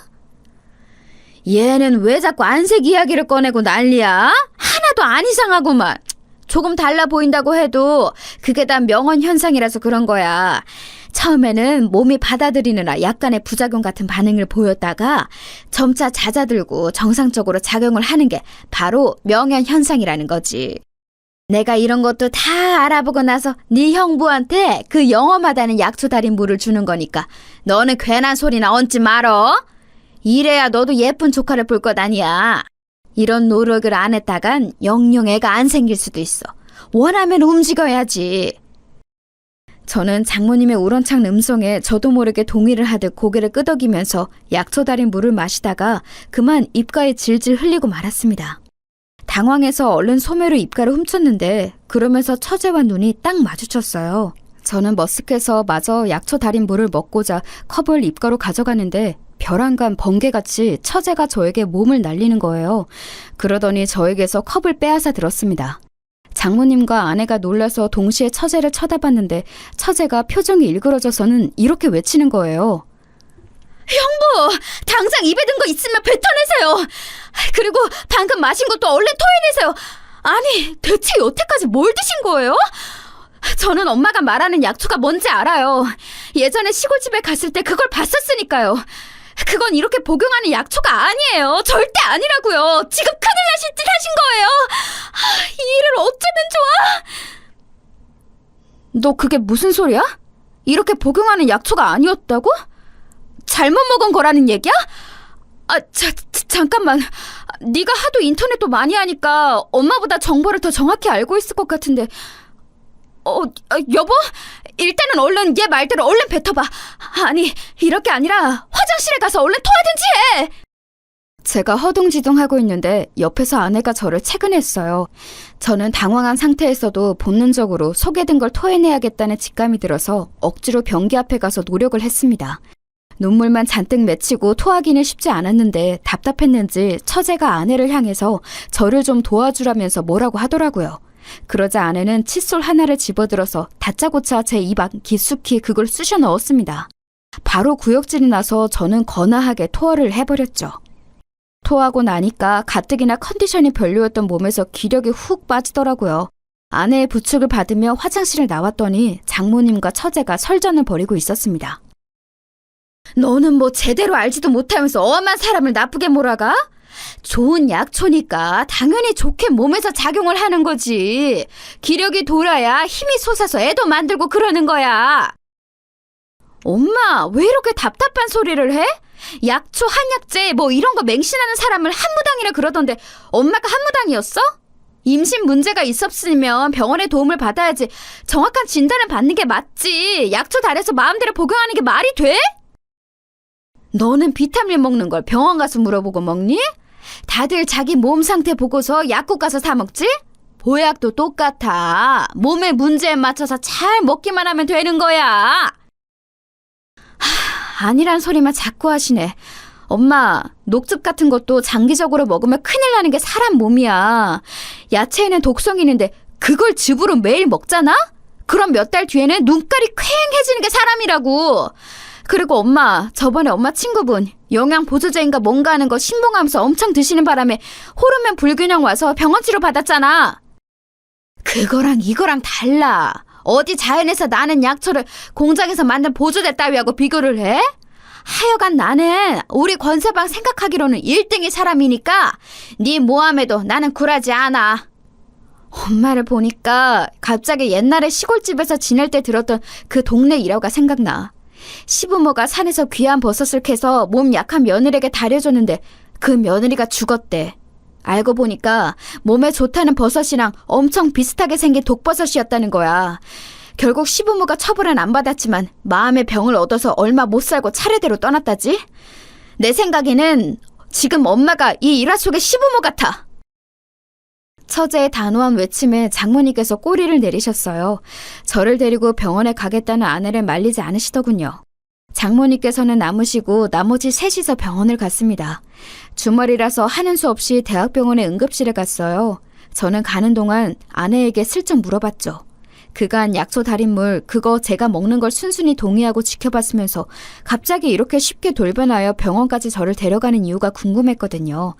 그러자 아내가 한숨을 푹 내쉰 후에 이렇게 말을 했어요. 나도 은연중에 당신 낯빛이 좀 안 좋은 것 같다고 사실 생각은 몇 번 하긴 했었는데 오늘 얘가 당신 보면서 그런 얘기를 하니까 속으로 이 생각이 딱 들더라. 나는 내 남편을 매일 봐서 그 변화를 잘 몰랐지만 오래간만에 이 얼굴을 보는 내 동생은 그 변화를 알아차린 거구나.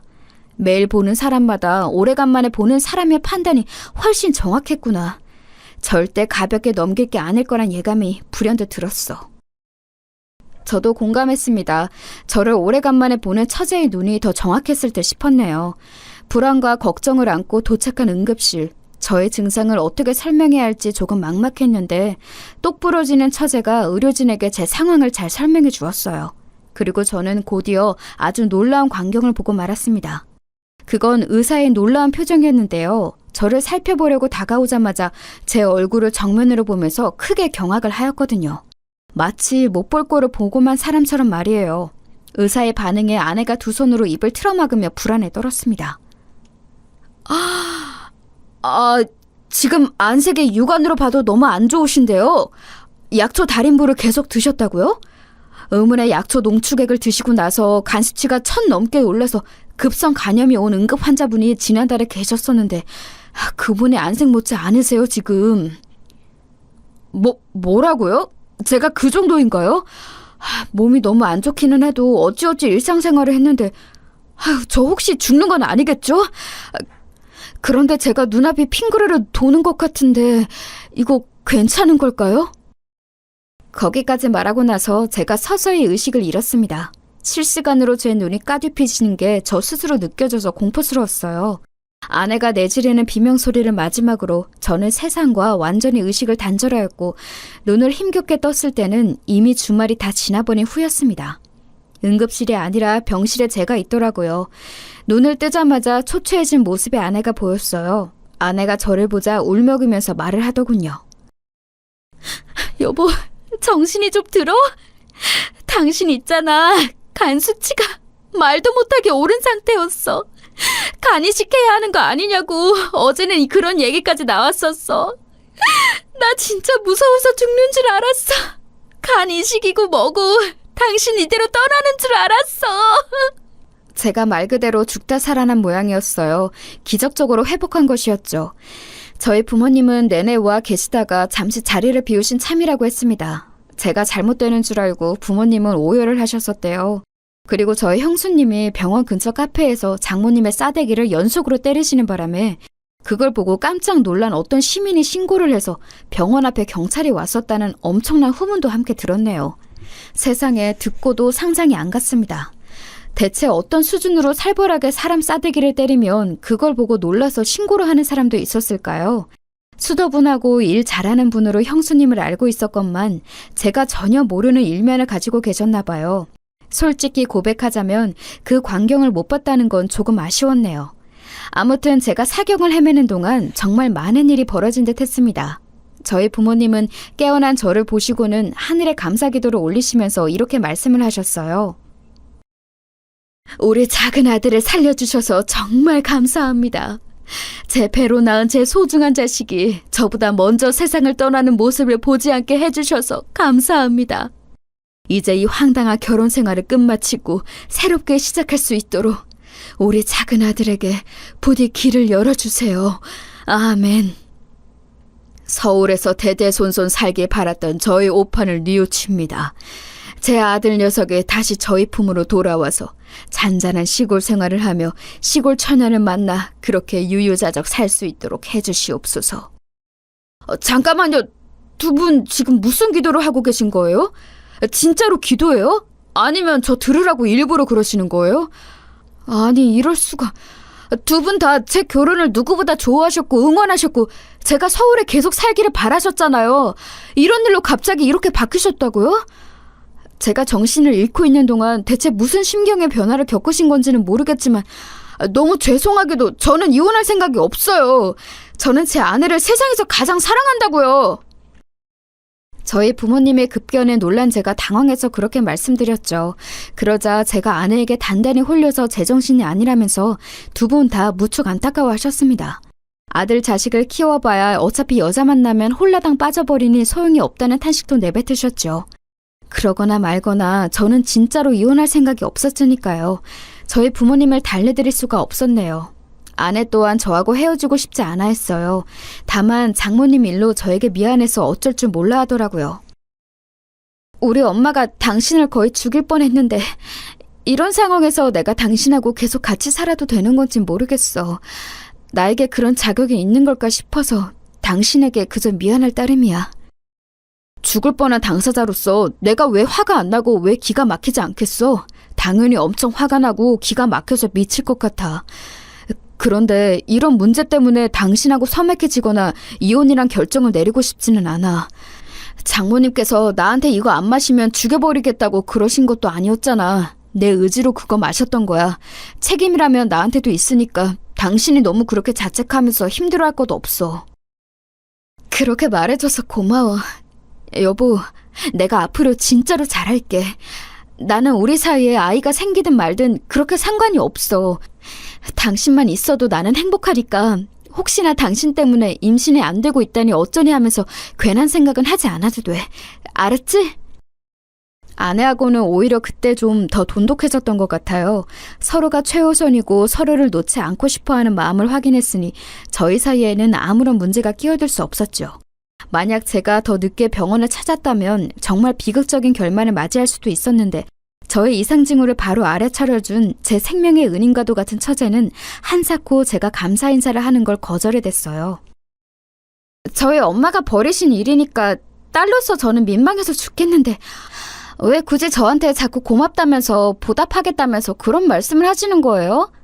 형부, 저는 마땅히 해야 할 일을 했을 뿐이에요. 안색이 너무나도 안 좋은 사람을 보고 나서도 그걸 말하지 않고 숨길 만큼 느긋한 성격으로 자라지 말라고 저희 엄마가 저를 그렇게 가르치며 키우셨네요. 제가 은근히 한 성깔 하는 편인데 사실 이런 점들 엄마를 쏙 빼닮았거든요. 비록 저희 엄마가 형부한테 큰 실수를 범하셨지만 제가 형부의 건강 이상을 바로 알아차리고 나서 열심히 표현했던 것도 저희 엄마에게서 받고 배운 성격이기도 하니까 저희 엄마를 너무 그렇게 마냥 원망만 하시진 않으셨으면 좋겠어요. 처제가 생각이 깊더라고요. 장모님하고는 그렇게 티격태격하는 작은 딸이면서 막상 자기 모친을 속으로는 가장 위하고 있었던 것이지요. 제가 피식 웃으면서 고개를 연신 끄덕였더니 처제는 저에게 원래의 미소가 돌아왔다고 하면서 장모님께서는 제 형수님께 불시에 싸대기 습격을 받으신 것으로 이미 일부 대가를 치르셨으니 그걸로 참작 좀 해달라고 농담 섞인 부탁을 남겼습니다. 장모님께서 혹시 저에게 뻔뻔한 철판을 깔고 저를 대하시면 어떡하나 이런 걱정을 사실 잠깐 했었는데요. 권서방, 내가 정말 미안하네. 잘 알지도 못하면서 오만 아는 척은 다 해가면서 권서방을 사지로 몰아넣어버렸어. 내가 이 잘못을 어떻게 만회해야 할지. 장모님께서는 전해본 적 없는 씁쓸하고 차연한 기색으로 저에게 사과를 하셨습니다. 사람 마음이라는 게 정말 희한하더라고요. 그 사과를 받자마자 저는 어느새 우리 형수님이 싸대기 때린 걸 내가 어떻게 사과드리지? 이런 생각부터 저는 들었습니다. 왜냐하면 장모님의 왼쪽 뺨에 아직까지도 맞은 흔적이 남아있기도 했고요. 가는 게 있으면 오는 게 있어야 할 것 같았거든요. 그래서 저는 잠시 머리를 싸매다 장모님께 꾸벅 목례부터 들었지요. 저야말로 저희 형수님께서 순간적인 화를 참지 못하고 장모님께 실수를 저지르는 바람에 그렇게 되어서 정말 죄송하고 난처한 기분입니다. 맞으시고도 사과를 못 받으신 걸로 알고 있는데요. 아이고 됐어. 소뚜껑만한 손이 바람을 가르고 휙휙 날아왔을 때는 눈앞에 별이 보여서 뭐 이런 망할 년이 다 있나. 이 시골 년은 위아래도 모르고 사나. 솔직히 이런 생각만 들었었는데 내가 잘못한 것이니 맞는 걸 억울해서는 안 되겠더만. 네? 실례지만 지금 장모님 입에서 나오신 말씀이 맞죠? 이틀 전에 맞으셨다는 게 아직도 자국이 보일 정도인데 이걸 당하고도 장모님께서 사과를 안 받으시겠다는 건가요?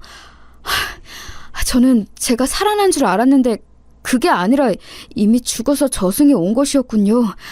이제 명쾌해졌습니다. 권서방, 지금 나를 매기는 거야? 아니 나는 뭐 이런 것에 한 번쯤 굴하고 살면 안 되나?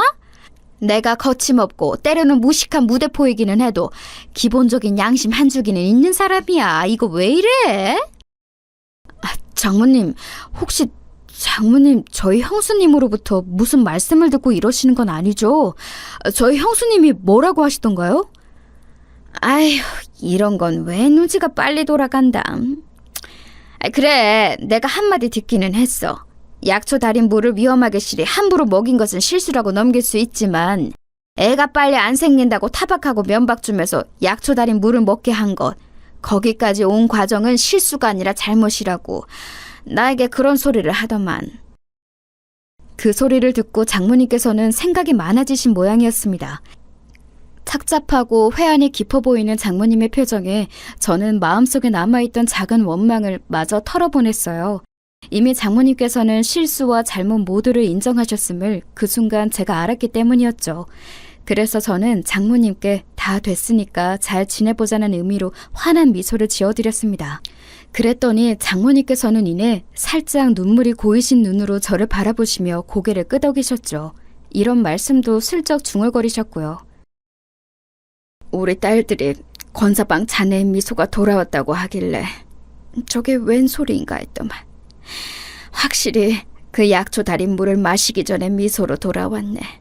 그거 먹고서 안색이 확 가버린 게 맞는 거였다니. 새삼 이렇게 확인사살을 다 받는구만. 아휴, 내가 뭔 놈의 짓을 저지른 것인지. 혼잣말인지 그냥 하시는 말씀인지 모를 내용을 듣고 난 저는 가만히 양손 엄지를 들어 보여드렸어요. 쌍따봉이었죠. 그러자 장모님께서도 어색하게 머뭇거리시며 양손 엄지를 저에게 들어 보여주시는 것으로 이 사건은 완전히 일단락되었습니다. 저는 최고의 마무리였다고 생각을 했기에 제가 건강 회복만 하면 이제 문제없이 행복하게 다 잘 지낼 줄로만 알았어요. 그런데 제가 퇴원을 하고 일상으로 돌아온 지 딱 보름 만에 장모님께서는 시골행을 선언하셨습니다. 장인어른께서 계시는 곳으로 가서 같이 지내겠다고 하셨어요. 그런 걸 쉽사리 두고 볼 제 아내가 아닌 것 같아서 이게 어찌된 일이냐는 눈빛을 쏘았지만 아내는 고개만 저을 뿐이었어요. 장모님께서 온전히 내리신 결정이라는 의미였죠. 제 사건 때문에 떠나시는 것 같아서 마음이 편치 않았습니다. 그 꽉 막히고 답답한 인간이 내 욕을 하고 나를 비웃으며 약초에 다리는 나인데 도시 여편녀가 왜 설쳐서 그런 꼴을 보았나 이렇게 떠들어대던데 그 꼬라지 없애버리고 싶어서라도 내가 거기로 가봐야지.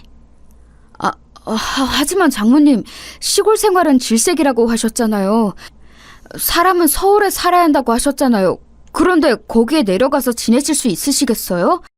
여기에서 먼 건 당연하고 부산하고도 멀어서 외로우실 텐데요. 그까지 시골이 뭐라고 나를 외롭게 만들겠어? 설마 죽기야 하지는 않을 테니 권서방은 우리 지민이나 잘 챙기면서 지내. 소식 좀 자주 전해주고. 그렇게 장모님께서는 영원히 서울 바닥에만 붙어 사실 것 같았건만 시골로 떠나버리셨습니다. 우선은 간단한 짐부터 가지고 가셨죠. 겨울이 되기 전에 올라오셔서 다른 짐도 챙겨가실 것이고 해가 바뀌며 서울집을 서서히 어떻게든 정리하는 쪽으로 생각을 해보실 작정이라고 하셨습니다. 장모님의 엄청난 결단에 저희 가족도 놀랐어요. 저희 부모님, 형, 현수님 말이에요.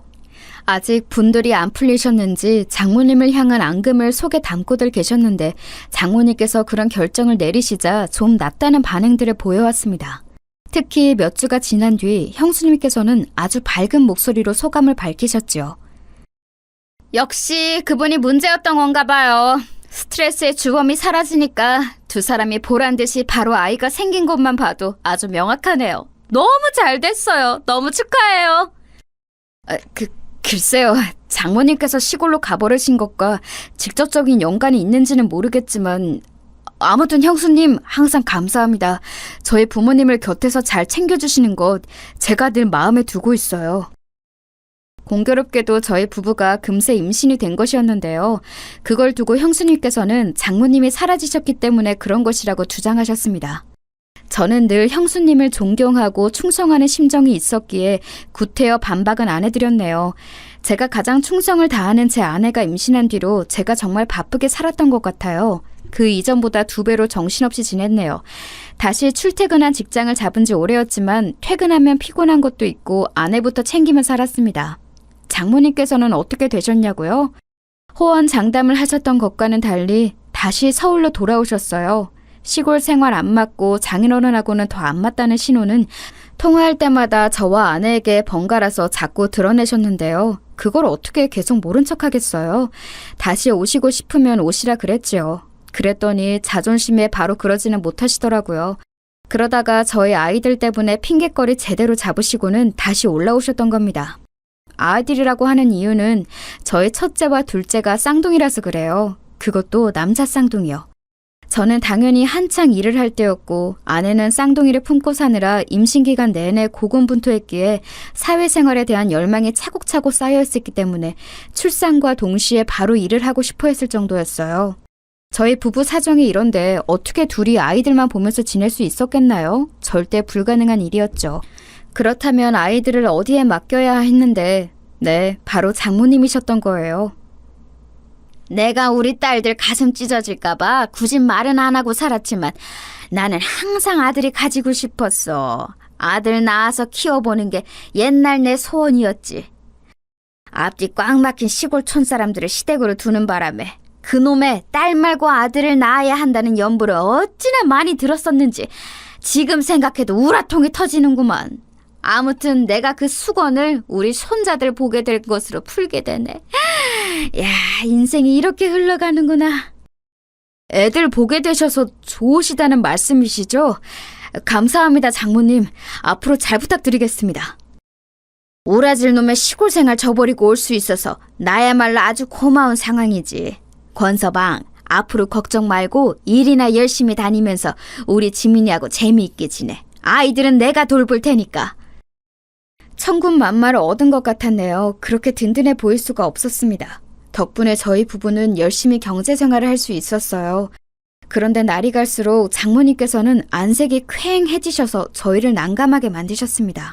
애들 보는 게 보통 일이 아니셨던 듯해요. 하나도 아니고 둘이었으니까요. 그러나 장모님께서는 자존심 때문인지 한사코 무조건 괜찮다며 버틸 수 있다며 그렇게 구셨습니다. 아이들이 나란히 돌잔치를 했을 때 모두가 웃고 있던 그 자리에서 장모님께서만 혼자 우셨어요. 감개무량하셔서 그러시는 건 줄로만 모두가 그렇게 알고 감동했었는데 제가 어쩌다 보니 장모님의 혼잣말 아닌 혼잣말을 엿들어 버렸습니다. 죽어랍시고 매일 전쟁을 치르면서 육아를 했는데 이제야 겨우 돌이구나. 대체 언제나 되어야 애들이 혼자 밥 먹고 혼자 화장실이라도 갈까? 아이고 내 팔자야 미쳐버리겠네. 그 이후로 장모님을 잘 못 쳐다보겠더라고요. 아내하고 상의를 해서 장모님의 육아 부담을 얼른 줄여드리게 되었죠. 그런데 얼마 뒤에 또 아내가 임신을 하는 바람에 상황이라는 게 태어난 셋째도 장모님께서 봐주시는 걸로 되어버렸습니다. 너무 감사하고 너무 죄송했네요. 지금은 애들이 다 컸어요. 자기 외할머니를 너무너무 좋아하는 애들로 자랐죠. 아, 참고로 장모님께서는 결국 장인어른하고 이혼을 하셨고요. 당신께서는 극구 부인을 하시지만 저희 부부의 추측으로는 몰래 연애를 하시는 분도 현재 계시답니다. 이래나 저래나 어떻게든 굴러가며 잘 사는 가족들이에요.